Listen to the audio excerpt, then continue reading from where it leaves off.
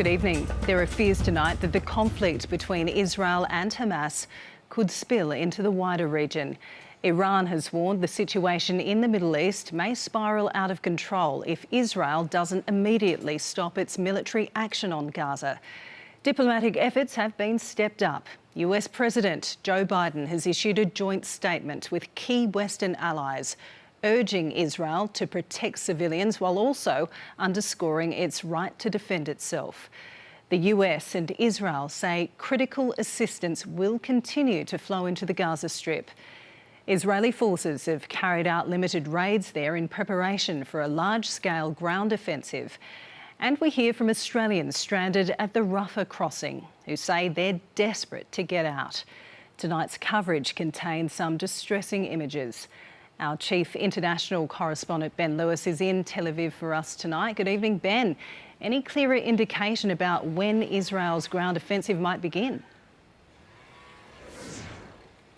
Good evening, Janice. Over the last 24 hours, we've heard from a number of senior Israeli ministers talking about the imminent ground invasion and telling troops they need to be ready at very short notice. But it is becoming increasingly clear that behind the scenes, the United States is applying gentle pressure on Israel to delay the ground incursion, hopeful that more hostages will be released. And it's understood Qatari officials hope that they might be able to secure the release of a large group of hostages instead of just the two which were released on Friday last week. Interestingly, one of the Israeli news channels here, which is very closely aligned with Benjamin Netanyahu and his party, is suggesting that the Israeli Prime Minister is delaying a ground incursion into Gaza because of the worsening situation on the northern border with Lebanon. In the meantime, the IDF is continuing its aerial bombardment of the Gaza Strip.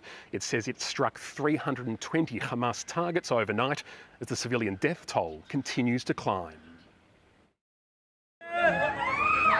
Survivors pull themselves and each other from the ruins of this Gaza home, using their bare hands to search for the dead. This Israeli airstrike reportedly killed 6 members of one family. Their bodies and more laid out in front of a nearby hospital, its morgues already full.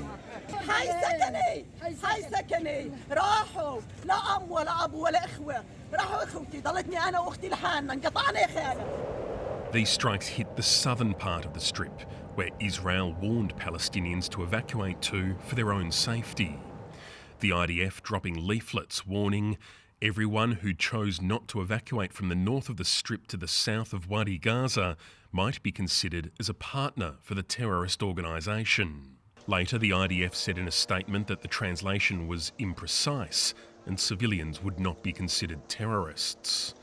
But the UN says hundreds and potentially thousands of evacuees have started returning north due to Israel's ongoing strikes in the south and a lack of adequate shelter there. According to the White House, Joe Biden and Benjamin Netanyahu have now agreed to let a continued flow of aid into Gaza. The UN says another 14 trucks entered on Sunday via the Rafah crossing with Egypt. Foreign embassies had told their nationals to wait there in case it opened. But while aid was allowed in, nobody was allowed out. فأنا يعني عايش حياتي كلها في السعودية. أنا جيت هان على غزة أول مرة جيتها زيارة وعاد الله يعين أهلها وسكانها عليها. فأنا يعني أتمنى إنه تفتحوا. Just after the second aid convoy passed through, smoke from an explosion was seen rising from the crossing. Egypt says shell fragments from an Israeli tank accidentally hit one of its positions near the border, leaving several Egyptian guards injured. שוחחנו עם מקבילנו המצריים, הבענו צער, זו תקלה מבצעית, אנחנו נתחקר את האירוע, נלמד את הפרטים וכמובן נשתף את מצרים בפרטים. It's done little to ease fears this conflict could spill over into the wider region. The US is sending more air defence systems to the Middle East and has put extra troops on prepare to deploy orders. What we're seeing is the prospect of a significant escalation of attacks on our troops and our people throughout the region. This additional deployment sends another message to those who would seek to widen this conflict. US media is reporting that behind the scenes, Biden administration officials are urging Israel to delay its ground invasion so it can have more time to prepare for any regional escalation that might follow. The US president also discussed that privately in a six-way phone call with the leaders of the UK, Canada, France, Germany and Italy. Iran warning Israel and its backers that any miscalculation could have heavy consequences. اسرائیل که اگر فوراً جنایت علیه بشریت و نسل کشی در غزه را متوقف نکنند هر احتمالی در هر لحظه‌ای وجود دارد و منطقه از کنترل Benjamin Netanyahu has been focused on a potential second front in the very north of Israel, speaking with soldiers deployed to protect the border with Lebanon, and warning Hezbollah with its vast arsenal of weapons not to join the current conflict. אני לא יכול להגיד לכם כרגע אם חיזבאללה יחליט להיכנס בצורה מלאה למלחמה. אם חיזבאללה יחליט להיכנס למלחמה, הוא יתגעגע למלחמת לבנון השנייה. הוא יעשה את טעות חייו. ואנחנו נכה בו בעוצמה שהוא לא יכול אפילו לדמיין. והמשמעות לו ולמדינת לבנון היא הרסנית.